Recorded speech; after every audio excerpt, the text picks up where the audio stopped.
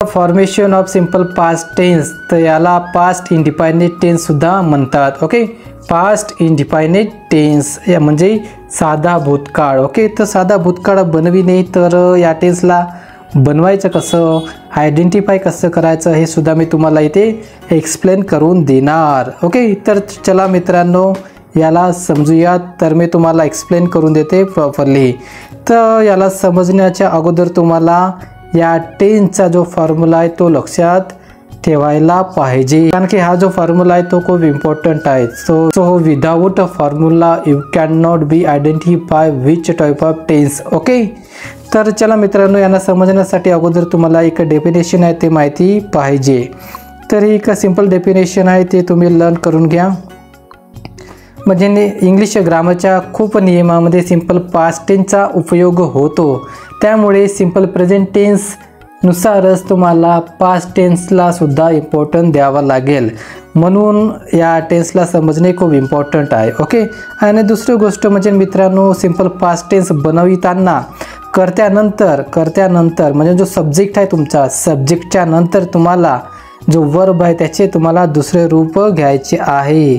म्हणजे जो तुमचा मेन वर्ब आहे त्या वर्बचे तुम्हाला सेकंड फॉर्म घ्यायचं आहे. बघा इथे पण दिलेला आहे subject plus second form of the main verb. Okay, तर क्रियापदाचे तुम्हाला दुसरे रूप घ्यायचे आहे. तर मित्रांनो सिंपल पास्ट टेन्समध्ये काय काय असते ते तुम्हाला मी एक्सप्लेन करून देते. ओके, जसं फर्स्ट एक्झाम्पल क्वेश्चन नंबर 1 यामध्ये बघा, am, is, are, was, were, shall be, will be ही टू बीचे रूपे नसतात. ओके, म्हणजे ना सिंपल पास्ट टेन्स म्हणजे ही जेवढी काही टू बीचे रूपे दिलेले आहेत ते या सिंपल पास्ट टेन्स म्हणजे नसतात. ओके, हे जर त्या टेन्समध्ये एखादे वाक्य असेल म्हणजे सिंपल पास्ट टेन्सचं त्या सेंटेन्समध्ये यामधील जी पण म्हणजे टू बीचे रूप जर असेल हे जर त्या सेंटेन्स सोबत असेल तर त्याला रिमूव्ह करून तुम्हाला सिंपल पास्ट टेन्समध्ये त्याचं फॉर्मेशन करायचं. तर ते कसं करायचं हे सुद्धा मी तुम्हाला एक्सप्लेन करून देते. ओके, तर चला मित्रांनो बघूया. फर्स्ट वाला question. Okay, I was watching the serial.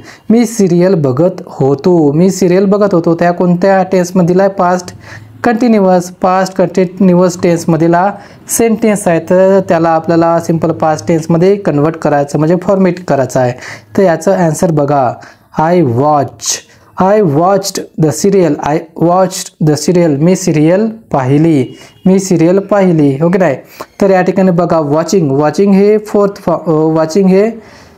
Form आहे वॉच. ओके, आणि वॉच्ड ईडी जर लागला असेल तर ते थर्ड फॉर्म आहे आणि हे सेकंड फॉर्म पण आहे. ओके, वॉचचं थर्ड फॉर्म पण आहे आणि सेकंड फॉर्म पण आहे. तर त्यामुळे मित्रांनो तुम्हाला याकडे लक्ष द्यायला पाहिजे. ओके, तर चला सेकंड प्रश्नाकडे आपण वळूयात. तर क्वेश्चन नंबर 2 मध्ये दिलेला आहे मित्रांनो, हॅव, हॅज, हॅड प्लस तिसरे रूप असल्यास हॅव, हॅज, हॅडला काढून टाकावे व तिसऱ्या रूपाचे दुसरे रूप बनवावे. ओके, तर मित्रांनो मला वाटते की तुम्हाला हे समजलं असेल. तर चला ओळूया नेक्स्ट एक्झाम्पलकडे. तर या ठिकाणी बघा मित्रांनो काही क्वेश्चन दिलेला आहे, क्वेश्चन नंबर 1. तर या क्वेश्चनकडे तुम्ही लक्ष द्या आणि त्याला समजून घ्या. ओके, तो आय हॅव सीन इट. मी ते पाहिली आहे. तर याचा आन्सर बघा, आय सा इट. तर हे झालं सिंपल पास्ट टेन्समध्ये. ओके, मी ते पाहिले. त्यानंतर सेकंड वाला जो क्वेश्चन आहे, ही हॅड डन इट म्हणजे ना कोणत्या टेन्समधील आहे, पास्ट परफेक्ट टेन्स. ओके, हा जो हॅड जर लागला असेल तर तो पास्ट परफेक्ट टेन्समधील सेंटेन्स आहे. ओके, तर याचं जे आन्सर आहे ते काय असणार मित्रांनो, सिंपल पास्ट टेन्समध्ये he did it. Simple past टेन्समध्ये ही डिड इट, त्याने ते केले. ओके, तर मित्रांनो मला वाटते तुम्हाला हे अंडरस्टँडिंग झालं असेल. त्यानंतर जो क्वेश्चन नंबर 3 आहे तो बघा. हा वाला जो टेन्स आहे, हा जो सिंपल पास्ट टेन्स आहे, या टेन्समध्ये shall, will, would, could, can, may, might, must, ought ही सहाय्यकारी क्रियापदे ऑक्झिलरी नसतात. ओके, तर याला सहाय्यकारी क्रियापदे म्हणतात. तर ही जी सहाय्यकारी क्रियापदे जे आहेत ती या टेन्समध्ये नसतात। ही जर असेल तर यांना काढूनच तुम्हाला सिंपल पास्ट टेन्स बनवावा लागेल आणि तो कसा बनवायचा हे सुद्धा मी तुम्हाला एक्सप्लेन करून देतो। Okay, don't worry about it guys. तर क्वेश्चन नंबर 1 बघा, तर क्वेश्चन नंबर 1 बघा, त्यामध्ये मी तुम्हाला एक्सप्लेन करून देते। I could see it clearly, I could see it clearly, मला ते स्पष्ट दिसत होते। तर याचे आन्सर काय, याचा आन्सर आहे आय सा इट क्लिअरली, आय सा इट क्लिअरली, मला ते स्पष्ट दिसले। ओके, तर मित्रांनो याला हा जो क्वेश्चन नंबर 3 आहे, या क्वेश्चन नंबर 3 ला तुम्ही चांगल्या प्रकारे लर्न करा आणि समजून घ्या। ओके, स्क्रीनशॉट काढा जा मित्रांनो, कारण की it is very very important. तुम्ही सुद्धा स्वतः स्टडी करा, याच्यावरती ऑब्झर्वेशन करा, लक्ष द्या आणि तुम्ही स्वतः सुद्धा यासाठी एफर्ट द्या। ओके, तर चला मित्रांनो बघूया, एक वेळेस मी तुम्हाला हा जो क्वेश्चन नंबर 1 आहे तो एक्सप्लेन करून दाखवतो। Okay, I could see it clearly, I could see it clearly, मला ते स्पष्ट दिसत होते, मला ते स्पष्ट दिसत होते। तर याचे आन्सर आहे आय सा इट क्लिअरली, आय सा इट क्लिअरली।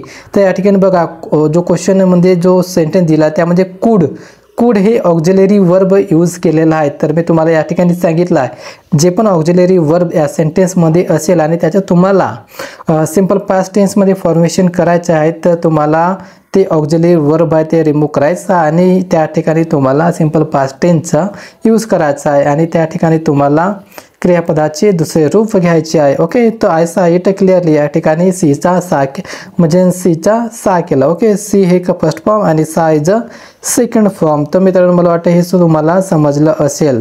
तर काही खाली तुम्हाला क्वेश्चन दिलेला आहे, तर या ठिकाणी तुम्ही कॉन्सन्ट्रेट द्या, चांगल्या प्रकारे लक्ष द्या, म्हणजे तुम्हाला समजलं पाहिजे। ओके, तर या ठिकाणी क्वेश्चन नंबर 1 दिलेला मित्रांनो, या ठिकाणी बघा, he eats a mango, he eats a mango, तो आंबा खातो, तो आंबा खातो। तर याचा आन्सर काय आहे, ही एट मँगो, ही एट मँगो, एट मीन्स याचा सेकंड फॉर्म आहे, इट्स, इट जे आहे इटचं काय सेकंड फॉर्म एट आहे। तर म्हणून मित्रांनो या ठिकाणी त्याने एक आंबा खाल्ला। ओके नाही, तर कॉन्सन्ट्रेशन द्या मित्रांनो, it is very very very important for your examination as well as your English communication. Okay, तर ते नंतर बघूया मित्रांनो, इंग्लिश कम्युनिकेशनबद्दल मी तुम्हाला एक्सप्लेन करून देणार।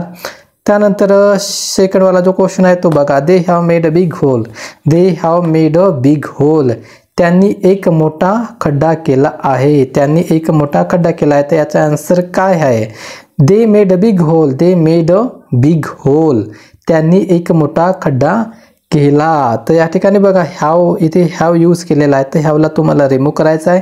त्यानंतर made a big hole as it is तुम्हाला इथे लिहायचं आहे। Okay, so it is very very simple. त्यानंतर थर्डवाला क्वेश्चन बघा, I had watch it, I had watch it, तर हवाला जो सेंटेन्स आहे, हवाला जो सेंटेन्स आहे तो कोणत्या टेन्समधील आहे, हवाला जो सेंटेन्स आहे हा पास्ट परफेक्ट टेन्समधील सेंटेन्स आहे। ओके, तर तुम्हाला याला सिंपल पास्ट टेन्समध्ये करायचं। या ठिकाणी बघा याचा answer I watch it, I watch it, मी ते पाहिलं, मी ते पाहिलं। ओके, त्यानंतर क्वेश्चन नंबर 4 वाला बघा, त्यानंतर क्वेश्चन नंबर 4 वाला तुम्ही बघा, she had been trying hard, she had been trying hard, हा जो सेंटेन्स आहे हा पास्ट परफेक्ट कंटिन्युअस टेन्समधील आहेत। ओके, तर याचं तुम्हाला सिंपल पास्ट टेन्समध्ये करायचं आहे। तर काय होणार याचा आन्सर, शी ट्राई हार्ड, शी ट्राईड हार्ड, ती खूप प्रयत्न करते, ती खूप प्रयत्न करते आणि इथे ती खूप प्रयत्न करत होती। ओके, तर मित्रांनो मला वाटते की तुम्हाला हे समजलं असेल, तर तुम्ही माझ्या या व्हिडिओला सबस्क्राईब करा, लाईक करा आणि शेअर करा, कारण की it is a very very important तुमच्या एक्झामिनेशनसाठी आणि तुमच्या अंडरस्टँडिंगसाठी सुद्धा। ओके, तर या ठिकाणी बघा मित्रांनो, हवाला जो क्वेश्चन नंबर 5 आहे हा खूप इम्पॉर्टंट आहे तुमच्यासाठी। तर बघा या ठिकाणी I have my lunch, I have my lunch, तर या ठिकाणी हॅव, हॅव जे आहे हे एक या वाक्यामध्ये मुख्य क्रियापद आहे। ओके, हॅव एक मुख्य क्रियापद आहे। तर या ठिकाणी वर्ब दिलेला नाही आहे, वर्ब दिलेला नाही आहे, तर या ठिकाणी वर्ब तुमचा काय आहे मित्रांनो, तुमचा जो मुख्य वर्ब आहे तो हॅव आहे। तर माझे दुपारचे जेवण आहे, आय हॅव माय लंच म्हणजे माझे दुपारचे जेवण आहे।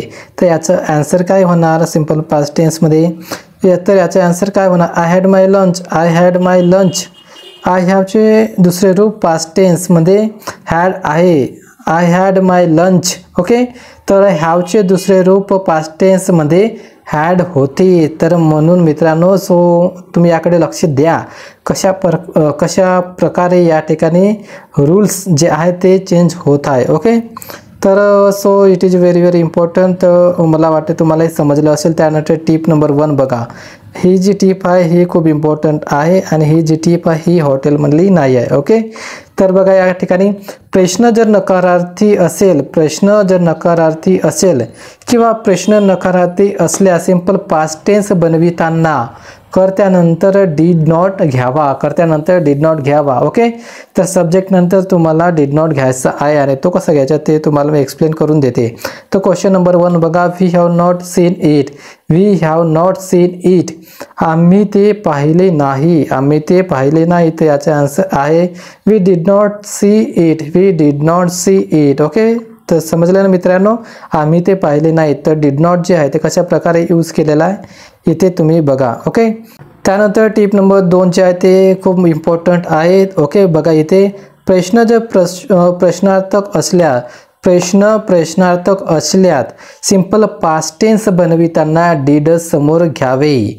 ओके, जर तुमचं जे क्वेश्चन आहे, तुमचा जो सेंटेन्स आहे ते क्वेश्चनर असेल म्हणजे प्रश्नार्थक असेल तर तुम्हाला सिंपल पास्ट टेन्समध्ये त्याला कन्वर्ट करायचं आहे, फॉर्मेशन करायचं आहे, तर तुम्हाला तिथे डिड समोर घ्यावा लागेल. ओके, तर या ठिकाणी बघा क्वेश्चन नंबर 1 तुम्हाला एक्सप्लेन करून देते. Have you seen it. तुम्ही ते पाहिलंय. त्याच्यानंतर याचं जे आन्सर आहे ते काय आहे, डिड यू सी इट. तर या ठिकाणी बघा डिड आपण समोर घेतला आणि त्यानंतर you see it. Okay, did you see it हॅवला रिमूव्ह केलं, त्यानंतर you see it. Okay, see केलं इथे, कारण की इथे जो सीचा थर्ड फॉर्म आहे त्यासाठी आपण सीनचं सी केलं. ओके, तर याकडे लक्ष द्या मित्रांनो. So it is very very important. त्यानंतर क्वेश्चन नंबर 2 आहे. या ठिकाणी काय केलं, हॅजंट ही ट्राईड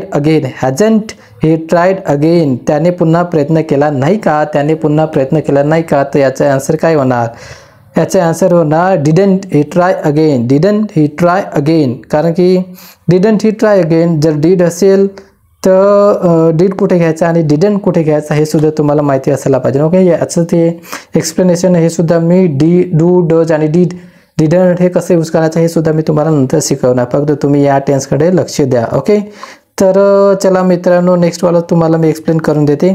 तो it is very very important मित्रांनो. तुम्हाला मी जे काही एक्सप्लेन करून दिलं आहे सिंपल पास्ट टेन्समध्ये, हे जर तुम्हाला चांगल्या प्रकारे एक्सप्लेन अंडरस्टँडिंग झालं असेल, ओके, तर तुम्ही हे जे क्वेश्चन आहे हे तुमच्यासाठी होमवर्क आहे. हे तुमच्यासाठी काय आहे, अंडरस्टँडिंगसाठी होमवर्क आहे. ओके, तर याचं जे आन्सर आहे तुम्ही मला माझ्या या व्हिडिओच्या कमेंट्स बॉक्समध्ये एक्सप्लेन करून नको द्या, फक्त याचं आन्सरच तुम्ही मला द्या. ओके, तर मित्रांनो मला वाटते की तुम्हाला मी जे शिकविलं आहे या व्हिडिओमध्ये हे पूर्ण तुम्हाला अंडरस्टँडिंग झालं असेल, तर म्हणून तुम्ही या प्रश्नाचे आन्सर, तुम्ही या क्वेश्चनचे आन्सर माझ्या कमेंट्स बॉक्समध्ये द्या, म्हणजे व्हिडिओच्या कमेंट्स बॉक्समध्ये द्या. ओके, तर चला मित्रांनो, मला वाटते तुम्हाला हा व्हिडिओ आवडला असेल तर तुम्ही माझ्या या यूट्यूब चॅनलला सबस्क्राईब करा, लाईक करा आणि तुमच्या मित्रापर्यंत शेअर करा. कारण की जे पण तुमचे मित्र 10वी आणि 12वीच्या बोर्ड एक्झामिनेशनची प्रिपरेशन करत असेल त्यांच्यापर्यंत शेअर करा. ओके, तर चला भेटूया नेक्स्टवाल्या टेन्समध्ये. तो